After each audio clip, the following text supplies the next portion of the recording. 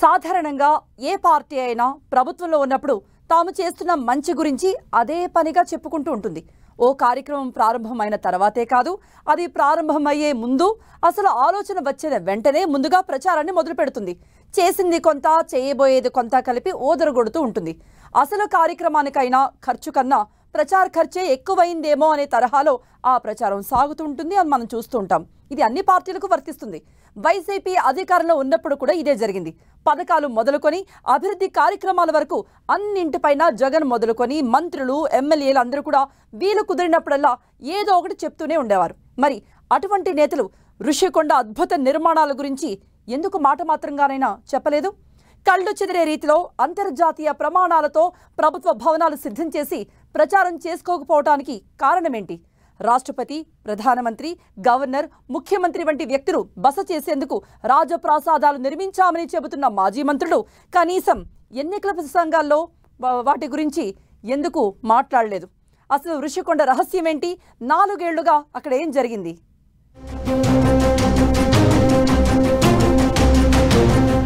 విశాఖ పర్యాటక కేంద్రం. ఋషికొండ అందాలు చూసేందుకు దేశ విదేశాల నుంచి పర్యాటకులు వస్తూ ఉంటారు. 2019లో వైసీపీ అధికారంలోకి వచ్చే ముందు వరకు ఋషికొండపై హరిత రిసార్ట్స్ ఉండేవి. పాత గదులు 34, కొత్త గదులు 24, కలిపి మొత్తం 58 గదులుండేవి. పర్యాటకులు ఆన్లైన్లో గదులు బుక్ చేసుకుని అక్కడ బస చేసేవారు. రెస్టారెంట్, సమావేశ మందిరాలు ఉండేవి. రాష్ట్రంలోని మిగిలిన ప్రాంతాలకు వచ్చినట్టే ఋషికొండకు కూడా పర్యాటకులు స్వేచ్ఛగా వచ్చి వెళ్లిపోయేవారు. వైసీపీ ప్రభుత్వం ఏర్పడిన కొన్నాళ్ల తర్వాత పరిస్థితులు మారిపోయాయి. 3 రాజధానుల అంశం, విశాఖ పరిపాలనా రాజధాని అన్న విషయం తెరపైకి వచ్చిన కొన్ని రోజులకే ఋషికొండ నిషిద్ధ ప్రాంతంగా మారిపోయింది. పర్యాటకులే కాదు, స్థానికులు కూడా అక్కడకు వెళ్లలేని పరిస్థితి ఏర్పడింది. ముందుగా 20 అడుగుల ప్రహరీ గోడ పైకి లేచింది. తర్వాత ఆ పరిసర ప్రాంతాల్లోకి ఎవ్వరినీ వెళ్లనివ్వలేదు. అక్కడ ఏదో జరుగుతోందని తెలుసు, కానీ ఏం జరుగుతుందో ఎవరికీ తెలియదు. ఋషికొండ రహస్యం నిగ్గు తేల్చేందుకు అప్పటి ప్రతిపక్ష నేతలు చేసిన ప్రయత్నాలు ఫలించలేదు. పవన్ కళ్యాణ్ను విశాఖ దాటి వెళ్లనివ్వలేదు. లోకేష్, కమ్యూనిస్టు నేతలు ఇలా ఎవ్వరూ ఋషికొండ దరిదాపుల్లోకి కూడా వెళ్లలేకపోయారు. నేషనల్ గ్రీన్ ట్రిబ్యునల్ నిబంధనలకు విరుద్ధంగా కొండను తొలచి నిర్మాణాలు చేపడుతున్నారని, దీనివల్ల మొత్తం ఋషికొండకే ప్రమాదం ఏర్పడుతుందని ప్రతిపక్షాలు, పర్యావరణవేత్తల తరపున న్యాయస్థానాల్లో పిటిషన్లు దాఖలయ్యాయి. పర్యాటక భవనం పేరుతో దరఖాస్తులు చేసుకుని మరేవో నిర్మాణాలు చేపట్టారన్న మూకుమ్మడి ఆరోపణలు వినిపించాయి. గండికోట రహస్యం తరహాలో ఇలా 4 ఏళ్ల పాటు ఋషికొండ రహస్యం సాగింది. ఇంకొన్నేళ్లు ఆ రహస్యం అలాగే ఉండేదేమో, కానీ ఇంతలోనే ఎన్నికలొచ్చి ప్రభుత్వం మారిపోయింది. భీమిలి ఎమ్మెల్యే గంటా శ్రీనివాసరావు మరికొందరిని తీసుకుని ఋషికొండ రాజప్రసాదంలో అడుగు పెట్టడంతో అసలు కథ బయటకొచ్చింది. 4 ఏళ్ల పాటు సాధారణ జనం మొదలుకుని రాజకీయ నేతల దాకా ఎవ్వరినీ ఋషికొండ వైపు కన్నెత్తి చూడనీయకుండా అప్పటి ప్రభుత్వం ఎందుకు అడ్డుకుందో, ఋషికొండకు సంబంధించిన వ్యవహారాలన్నింటినీ రహస్యంగా ఉంచడానికి కారణమేంటో, ఋషికొండను తొలచి ఏం చేశారో అందరికీ తెలిసిపోయింది. ఒక పచ్చటి ఋషికొండని టూరిజం దీని కింద ఇక్కడ రిసార్ట్స్ కట్టి ఉంచితే బ్రహ్మాండమైన లాభాల్లో నడుస్తున్న ఆ టూరిజం రిసార్ట్ను కూడా డిస్మాంటిల్ చేసి ఇక్కడ అత్యంత రహస్యంగా, గోప్యంగా ఈ విలాసవంతమైన రాజమహల్ని నిర్మాణం చేయడం జరిగింది.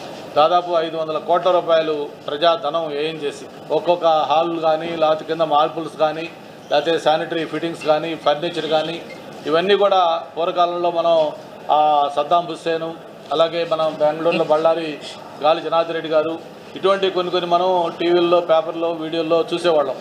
మరి వాటిని తలదన్నే విధంగా మళ్ళీ ఇందులో కూడా ఒక్కొక్క హాల్స్ కూడా ఎంతంత విశాలంగా ఉన్నాయో, ఏ విధంగా ఉన్నాయో. కొండ చుట్టూ 7 super structures, see view capture, ఆ భవనాల లోపల విదేశాల నుంచి తెప్పించిన ఇంటీరియర్ ఫర్నిచర్, యూరప్ నుంచి తెప్పించిన గ్రానైట్, ప్రత్యేక డిజైన్ మార్బుల్, బయోమెట్రిక్ తో పనిచేసే వార్డ్రోబ్స్, 500 చదరపు అడుగుల విస్తీర్ణంలో బాత్రూంలు, ఎటువైపు నుంచి చూసినా సముద్రం కనిపించేలా డిజైన్, గోడలపై పాలరాయి తాపడాలు, కళ్ళు మిరుమిట్లు గొలిపే విద్యుత్ దీపాలు, విదేశాల నుంచి తెప్పించిన మంచం, పరుపు, కుర్చీలు, బల్లలు, భవనాల బయట విదేశాల నుంచి తీసుకువచ్చిన వేల మొక్కలతో ఏర్పాటు చేసిన గార్డెన్.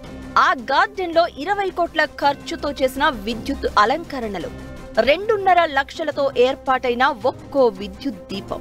ఇలా రిషికొండపై ఉన్న నిర్మాణాల దగదగల గురించి ఎంత చెప్పినా తక్కువే. ఈ 7 బ్లాకుల్లో ఓ భవనంలోని బాత్టబ్, స్పా, బంగారం రంగులో ఉన్న కమోడ్ గురించి అంతర్జాతీయ స్థాయిలో చర్చ జరుగుతోంది. జగన్ తన కోసం, తన కుటుంబం కోసం నిర్మించుకున్నారని టీడీపీ ప్రభుత్వం ప్రచారం చేస్తున్న ఓ భవనంలో ఇవి ఉన్నాయి. బాత్టబ్ ఖరీదు 26 లక్షలని, బంగారం రంగులో ఉన్న కమోడ్ ధర 15 లక్షలని ప్రభుత్వం అంటోంది. ఇవాళ రుషికొండ భవనాన్ని గురించి కూడా ఆంధ్ర ప్రాంతంలో పెద్ద చర్చ జరుగుతుంది. ఒక వివాదము దాని మీద నడుస్తున్నది. జగన్మోహన్ రెడ్డి ఋషి వ్యాలీ యొక్క ఆ ఋషికొండ మీద ఆయన కట్టుకున్నది వ్యాలీలు, అది మొత్తంగా రాజకీయాల్లో ఉండేటువంటి సంక్షోభాన్ని, రాజకీయాల్లో ఉండేటువంటి కంప్లీట్ అసలు అవినీతిని అదేదో ఇది కేవలం ఒక మచ్చు తునక మాత్రమే. రాజ్యాంగంలో రాసిన సమసమాజము, న్యాయమైన సమాజము, సౌభ్రాతృత్వము, అన్ని మతాల వాళ్ళు కలిసి ఉండాలి అని రాజ్యాంగం మనకిచ్చినటువంటి మ్యాండేట్ను మర్చిపోయి మనము రాజకీయాన్ని కేవలం తమ స్వప్రయోజనానికి ఉపయోగించడం అనేటువంటి కల్చర్ ఏదైతుందో ఇది మారాలి. హరిత రిసార్ట్స్ ఆధ్వర్యంలో నడిచే రూములను అధునాతనంగా తీర్చిదిద్దడంతో పాటు కొండపై కొత్త భవనాలు నిర్మించారు. కొత్త నిర్మాణాల్లో నిబంధనలు పాటించలేదని టీడీపీ ఆరోపిస్తోంది. పాత భవనాల ఆధునికీకరణ, కొత్త భవనాల నిర్మాణానికి 500 కోట్లు ఖర్చు పెట్టారని ప్రచారం జరుగుతోంది. మొత్తం 9.88 ఎకరాల్లో విజయనగర, కళింగ, వేంగి, గజపతి బ్లాకులుగా భవనాల నిర్మాణం జరిగింది. విజయనగర బ్లాక్ నే 3గా విభజించారు. వాటికి చోళ, పల్లవి, తూర్పు కనుమలుగా పేర్లు పెట్టారు. ఏపీటీడీసీ ఆధ్వర్యంలో ఈ ఆధునికీకరణ కార్యక్రమాలు సాగాయి. రిసార్ట్లను ఆధునికీకరించే పనులు మొదలుపెట్టిన దగ్గర నుంచి అసలక్కడ ఏం జరుగుతుందో ఎవ్వరికీ తెలియదు. గంటా శ్రీనివాసరావు ఆ భవనాల వీడియోలు విడుదల చేసే వరకు ఆంధ్రప్రదేశ్లో ఇంత విలాస భవనాలు ఉన్న విషయమే బయటకు రాలేదు. 400 మందితో సమావేశం జరుపుకోగల మీటింగ్ రూమ్, 100 మందితో సమావేశాలకు సరిపోయే 4 రూమ్స్ ఉన్నాయి. 7 బ్లాకులుగా ఉన్న 3 భవనాలు అత్యాధునిక హంగులతో ఉన్నాయి. ఖరీదైన ఫర్నిచర్, చాండ్లియర్లు, బంగారు రంగు షవర్లు, కుళాయిలు, టీవీలు, అధునాతన డిజైన్లతో ఫ్యాన్లు, బిగ్ స్క్రీన్లు, ఖరీదైన కుర్చీలు, విలాసవంతమైన పడక గదులు. ఇలా రిషికొండ రాజభవనాల ప్రత్యేకతల గురించి, ఆ స్థాయిలో ఆ భవనాలను తీర్చిదిద్దడానికి అయిన ఖర్చు గురించి ఎంత చెప్పినా తక్కువే. రిషికొండ ప్యాలెస్ లో వాడిన ఇటాలియన్ మార్బుల్ టైల్స్ చూస్తే దిమ్మ తిరుగుతుందని, ఈ ఇటాలియన్ మార్బుల్ కోసం ఒక్కో అడుగుకు పెట్టిన ఖర్చుతో మధ్యతరగతి ప్రజలు చిన్న సైజ్ అపార్ట్మెంట్ కొనేయొచ్చని టీడీపీ ఆరోపిస్తోంది. ఆ ఆరోపణల సంగతి పక్కన పెడితే, విభజన బాధిత రాష్ట్రంగా, రాజధాని లేని రాష్ట్రంగా మిగిలిపోయిన ఆంధ్రప్రదేశ్ రాష్ట్రపతి, ప్రధానమంత్రి వంటి పెద్దల కోసం, పర్యాటకుల కోసం ఈ స్థాయిలో ఖర్చు పెట్టి భవనాలు నిర్మించే స్థితిలో ఉండడమే అసలైన విచిత్రం.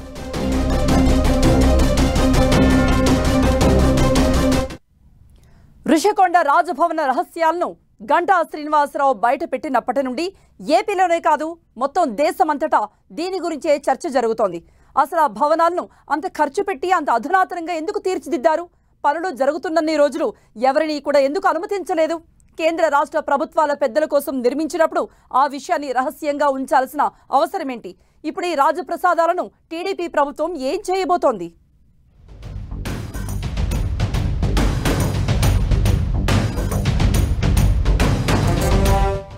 5-6 రోజులుగా రిషికొండ భవనాలపై దేశవ్యాప్తంగా చర్చ జరుగుతోంది. జాతీయ మీడియాలో సైతం దీనిపై ప్రత్యేక కథనాలు వస్తున్నాయి. ప్రజాధనాన్ని విలాసవంత భవనాలకు ఉపయోగించి దుర్వినియోగం చేశారని రాజకీయ నిపుణులు, సామాజికవేత్తలు ఆరోపిస్తున్నారు. జాతీయ media Sheesh Mahal of the south అని విమర్శిస్తూ కథనాలు రాస్తోంది. వైసీపీ మాత్రం రిషికొండ నిర్మాణాలపై వస్తున్న విమర్శలపై ఎదురు దాడికి దిగింది. అద్భుతమైన నిర్మాణాలు చేపడితే అవాస్తవాలు ప్రచారం చేస్తున్నారని వైసీపీ నేతలు ఆరోపిస్తున్నారు. అవసరమైతే సీఎం క్యాంప్ కార్యాలయంగా లేదంటే పర్యాటక శాఖ వాడుకునే విధంగా భవనాలు నిర్మించామని ఎన్నికలకు ముందు స్థానిక మంత్రి అమర్నాథ్, పర్యాటక మంత్రి రోజా చెప్పారు. సీఎం అక్కడ నివాసం ఉంటే తప్పేంటని అప్పుడు బొత్స వంటి మంత్రులు ప్రశ్నించారు.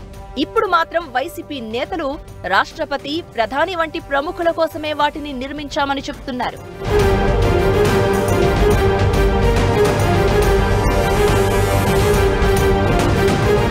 భార్యకు బీచ్ సైడ్ ప్యాలెస్ గిఫ్ట్ గా ఇస్తాను అని చెప్పిన వైసీపీ అధినేత అందుకు తగ్గట్టుగానే బీచ్ వ్యూ ప్యాలెస్ లు నిర్మించారని టీడీపీ సోషల్ మీడియా ప్రచారం చేస్తోంది. రిషికొండ రాజభవనాల వెనుక మరెన్నో విషయాలు దాగున్నాయని, ఇలాంటి కట్టడాలు ఇంకా ఉన్నాయని మంత్రి నారా లోకేష్ అన్నారు. రిషికొండ ప్యాలెస్ ను ఏపీ ప్రజలకు అంకితం చేస్తామని ట్వీట్ చేశారు. అయితే వైసీపీ ఈ ఆరోపణలను తిప్పికొడుతోంది. రాజప్రాసాదాల రహస్యం బట్టబయలైన రోజే వైసీపీ స్పందించింది.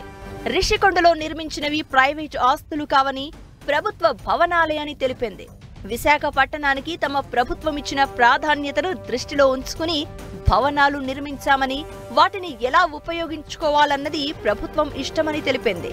రిషికొండ రిసార్ట్స్ భవనాల్లోకి వెళ్లి ఫోటోలు తీసి పైత్యం ప్రదర్శించడం వల్ల టీడీపీకి మానసిక తృప్తి కలుగుతుందేమో కానీ విశాఖ ప్రజలకు మేలు జరగదని ట్విట్టర్లో విమర్శించింది. అలాంటి ప్రభుత్వ భవనాల్లోకి వెళ్లి ఫోటోలు తీయించి వాటికి వక్రీకరణలు జోడించి బురద చల్లాలని ప్రయత్నించడం వెనుక ఉద్దేశాలేంటో ప్రజలు గమనిస్తున్నారని హెచ్చరించింది. విశాఖ నగరానికి ఒక ప్రధానమంత్రి, రాష్ట్రపతి, సీఎం, గవర్నర్ వంటి వ్యక్తులు వెళ్లినా వారికి ఆతిథ్యం ఇవ్వడానికి సరైన భవనమే లేదన్న విషయాన్ని గుర్తించాలని వైసీపీ విమర్శించింది.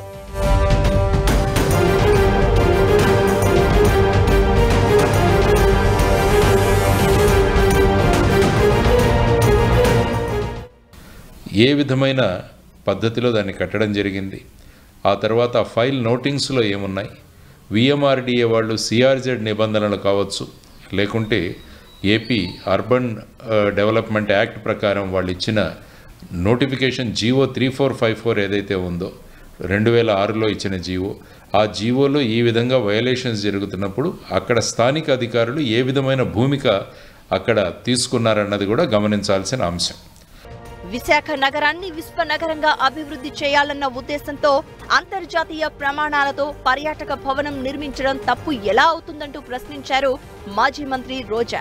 వెన్ను చూపేది లేదు, వెనకడుగు వేసేది లేదంటూ ట్వీట్ చేశారు. సీఎం ఉండడానికి భవనాలు నిర్మించామని గతంలో చెప్పిన రోజా ఇప్పుడు పర్యాటక భవనాలు అంటూ మాట మారుస్తున్నారని బుద్దా వెంకన్న ఆరోపించారు. మరోసారి అధికారంలోకి వస్తే విశాఖను పూర్తిస్థాయి రాజధానిగా మార్చే క్రమంలోనే భవనాలను ఆధునికీకరించామని, సీఎం జగన్ విశాఖ కేంద్రంగా పాలన సాగించాలని భావించారని మాజీ మంత్రి అమర్నాథ్ అంటున్నారు. మొత్తంగా అధికార టీడీపీ, వైసీపీ మధ్య ఇప్పుడు రిషికొండే హాట్ టాపిక్. ప్రభుత్వం దాన్ని ఏ రకంగా ఉపయోగించుకోవాలనేటువంటిది చూడడం మానేసి రేపు రానటువంటి కాలంలో రాష్ట్రపతితో లేకపోతే గవర్నర్ గారు లేకపోతే ఇతర పెద్దలో వచ్చినప్పుడు దాన్ని ఏ రకంగా ఉపయోగించుకోవాలి అనేటువంటిది చూడడం మానేసి దాన్ని ఇంకా జగన్మోహన్ రెడ్డి గారు ఇల్లులాగా చిత్రీకరించేటువంటి ప్రయత్నం చేయడం అనేటువంటిది సమంజసం కాదు. ప్రముఖుల కోసం, పర్యాటకుల కోసమే విలాసవంతమైన భవనాలను నిర్మించి ఉంటే ఆ విషయం బయటకు చెప్పకుండా ఎందుకంత రహస్యంగా ఉంచారన్న దానికి వైసీపీ నేతల నుంచి సమాధానం రావడం లేదు.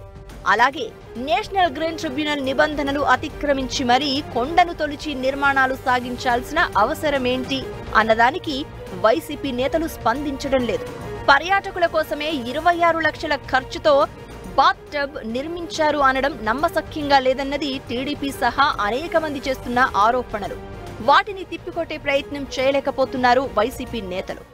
ఒక్కొక్క హాల్ కానీ, లేకపోతే కింద మార్బుల్స్ కానీ, లేకపోతే శానిటరీ ఫిట్టింగ్స్ కానీ, ఫర్నిచర్ కానీ, ఇవన్నీ కూడా పూర్వకాలంలో మనం సద్దాం హుస్సేను, అలాగే మనం బెంగళూరులో బళ్ళారి గాలి జనార్దన్ రెడ్డి గారు, ఇటువంటి కొన్ని మనం టీవీల్లో, పేపర్లో, వీడియోల్లో చూసేవాళ్ళం.